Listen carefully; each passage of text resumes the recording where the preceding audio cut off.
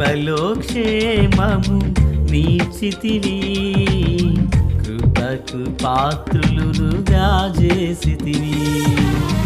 కృపలో క్షేమము నీచితివి, కృపకు పాత్రులుగా చేసితివి.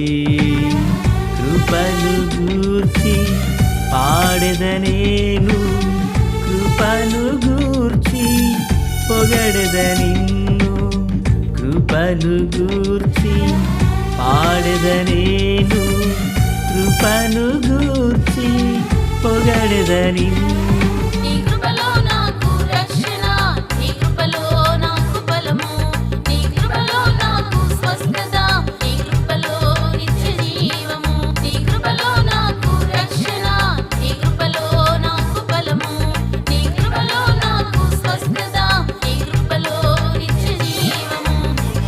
కృపలో క్షేమము నీచితివి, కృపకు పాత్రులుగా చేసితివి. ప్రభు అయినటువంటి యేసుక్రీస్తు వారి పరిశుద్ధమైన నామంలో తండ్రి అయిన దేవాది దేవునికి నిత్యము స్తుతియు స్తోత్రములు, మహిమయు ఘనతయు ప్రభావములు యుగయుగములు ప్రభువునకే చెల్లునుగాక. ఆత్మీయులారా, బాగున్నారు కదా? దేవుని మహాకృపను బట్టి మరో పర్యాయము మనం ఇలాగనే కలిసి దేవుని దైవవాక్యమును ధ్యానం చేయుటకు మహాదేవుడు మనకెంతగానో కృప చూపి ఉన్నారు. జీవము కలిగిన దేవుని యొక్క కృపకు మనం ఎంతగానో కృతజ్ఞత బద్ధులమునై ఉన్నాము. సంతోషం. నేటి దినాన వాక్య ధ్యానమై లేవియాకాండము 6వ అధ్యాయము 1 నుండి 7 వరకున్న భాగములను మనము ధ్యానము చేయుచున్నాం. 4వ వచనం, అతడు పాపము చేసి అపరాధి యగును గనుక అతడు తాను దోచుకొనిన సొమ్మును గూర్చి గాని, బలాత్కారము చేతను అపహరించిన దాని గూర్చి గాని, తనకు అప్పగింపబడిన దాని గూర్చి గాని, పోయి తనకు దొరికిన దానిని గూర్చి, దేని గూర్చి అయితే తాను అబద్ధ ప్రమాణము చేసెనో దానిని అంతయు మరలా ఇచ్చుకొనవలెను. ప్రార్థన. మహాపరిశుద్ధుడా, ప్రేమగల తండ్రి, కృపగల దేవా, స్తోత్రాలు. మీ కృప కొరకు వందనాలు. చదవబడిన వాక్యం చేత మాతో మాట్లాడండి.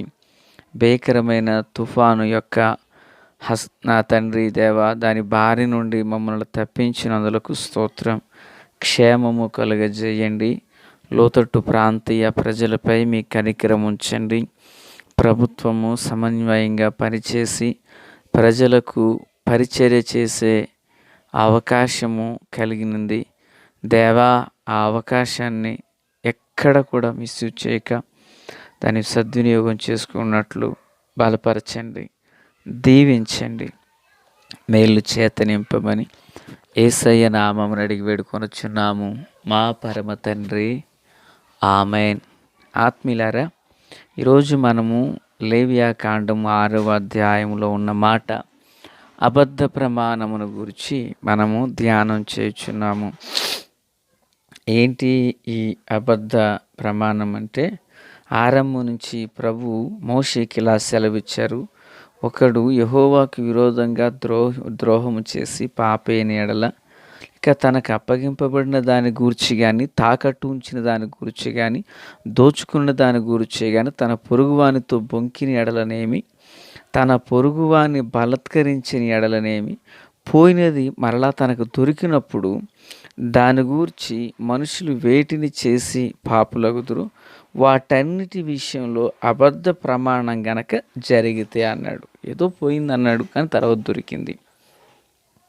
దేవుని విషయంలో కానీ, మనుషుల విషయంలో కానీ, ఏదైనా దోచుకున్న దాని విషయంలో నాకు తెలియదు, అమ్మతోడు నాన్నతోడు నేను అసలు తెలియదంటే అబద్ధం చెప్తే, ఆ అబద్ధ ప్రమాణాన్ని గురించి ఆ వ్యక్తి అది దొరికితే అపరాధి అవుతాడు కదా అని అంటున్నారు.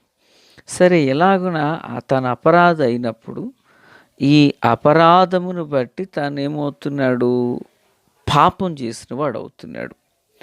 కనుక ఈ పాపం చేసిన వాడు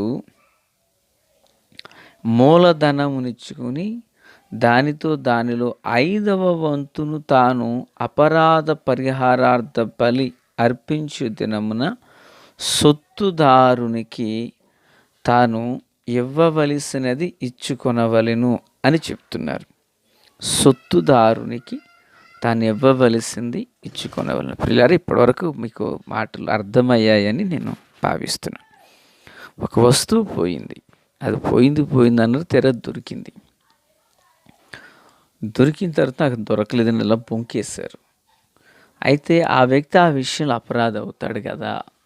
ఈ అపరాధి అయిన వాడు ఈ అపరాధ భావమునకు పాపి అవుతున్నాడు. దానికి అబద్ధ ప్రమాణం చేశాడు గనక, నాకు దొరకలేదని చెప్పాడు గనక దాని కొరకైనటువంటి ఫలం అతడు చెల్లించాలి అని అంటున్నారు. ఆత్మీయులారా, అయితే ఆ చెల్లించేది ఎంతగా చెల్లించమంటున్నారు? 5వ వాక్యం, దానిలో 5వ వంతును పాప పరిహారార్థ బలి అర్పించు దినమున సొత్తుదారునికి ఇచ్చుకోవాలి అంటున్నారు. నా దేవుని పిల్లారా, క్రీస్తునందు నాకు అత్యంత సన్నిహితులారా, ఇలాంటి సందర్భాలు లేఖనంలో మనకు చాలా సందర్భాలు కనిపిస్తూ ఉంటాయి. ఉదాహరణకు సమూయేలు 2వ గ్రంథం 12వ అధ్యాయాన్ని మనము సరిగా చూడగలిగితే,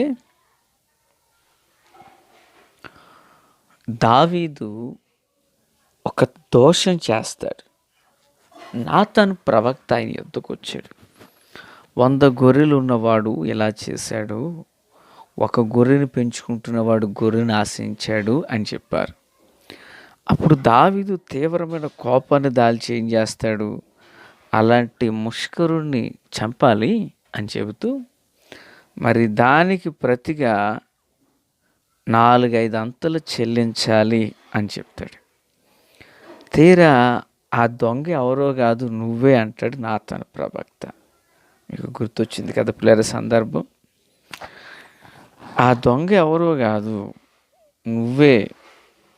ఆ ఒక్క గొర్రె కలిగిన వ్యక్తి ఎవరో కాదు, నీ దగ్గర సైన్యాధ్యక్షుడిగా పనిచేసినటువంటి ఉరియా అని చెప్తాడు. నా దేవుని పిల్లారా, క్రీస్తునందు నాకు అత్యంత సన్నిహితులారా, ఇదొకటి. ఇంత మాత్రమే కాదు,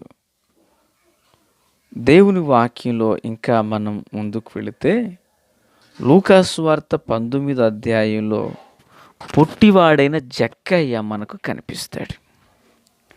ఈ పొట్టివాడైనటువంటి జక్కయ్య యేసు ప్రభుని చూడగోరి ఆయన దిగి వస్తాడు. ఎక్కడి నుంచి?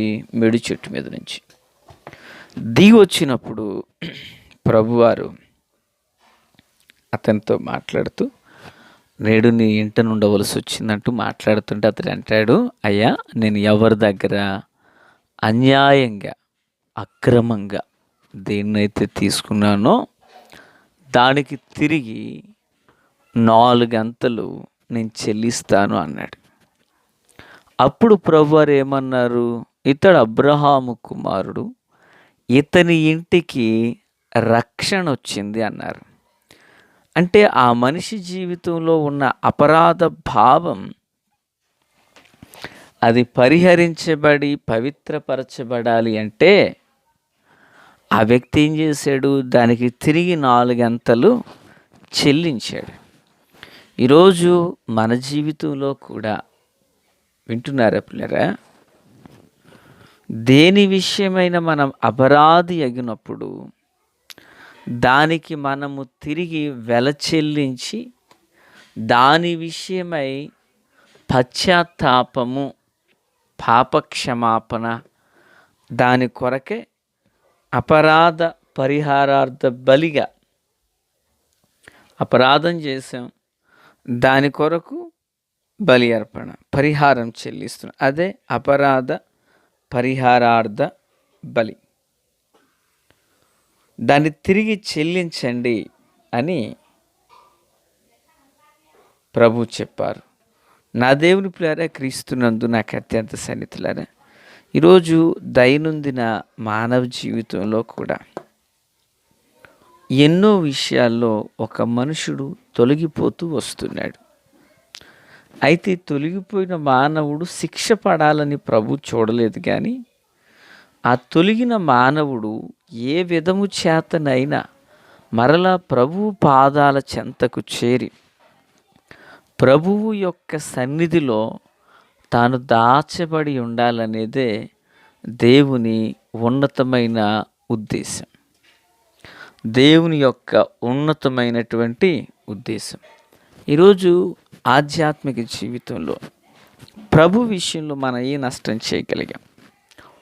మన ఇతరుల విషయంలో ఒకవేళ ఏదైనా ఒక వస్తువును మనమే తీసుకుని దాన్ని నేను తిరిగి చెల్లించేసాను అని ఎక్కడైనా పొరపాటు చేసామా? ఎవరి దగ్గర ధనాన్ని తీసుకుని ఇవ్వడం మర్చిపోయామా? ఎవరి దగ్గర ఒక వస్తువు తీసుకుని ఇవ్వడం మర్చిపోయామా? ఏదేమైనప్పటికీ దాని విషయంలో నీవు అపరాధిగా తీర్పులోకి రాక మునిపే దాని వెల వారికి చెల్లించి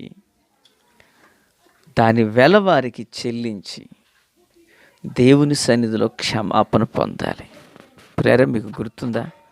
అబ్రాము భార్య అయినటువంటి శత్రురాజు తన గృహానికి రప్పించుకున్నాడు. ఈయన ఒక అన్యుడు తనను తిరిగి పంపేటప్పుడు ఏం చేస్తాడంటే కొంత ధనాన్ని పరిహారంగా చెల్లించాడు.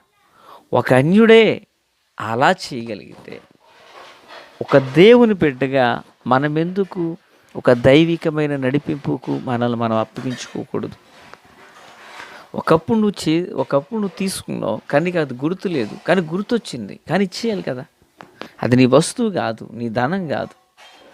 అయ్యా నేను పలానా సమయానికి ఇవ్వలేకపోయి నేను మరొక సమయం నేను మీకు అందించేస్తాను, దాన్ని తిరిగి మనం చెల్లించాలి, ఇంకంతే. అర్పణం అర్పించినప్పుడు శత్రువుతో గొడవ ఉన్నట్లయితే ముందుగా సమాధాన పడమని ప్రభు చెప్పారు. ప్రియులారా, వింటున్నారా? మరి అర్పణము కంటే నీవు శ్రేష్టమైన వ్యక్తివి కదా దేవునికి. నీవు ఎన్నిక చేయబడిన వ్యక్తివి కదా. కనుక జీవితంలో ఏదై ఉన్నప్పటికీ దాని నుంచి మనం విడిపించబడి ప్రభు కొరకే ప్రత్యేకపరచబడదుము గాక. తండ్రి దేవా స్తోత్రం. వాక్యం అందరి హృదయాల్లో ఫలభరితం చేసి మేలు చేత నింపి నడిపించి మహిమ పొందమని, మీ కార్యములు సఫలపరచమని యేసు నామమున ఆమేన్. Praise the lord.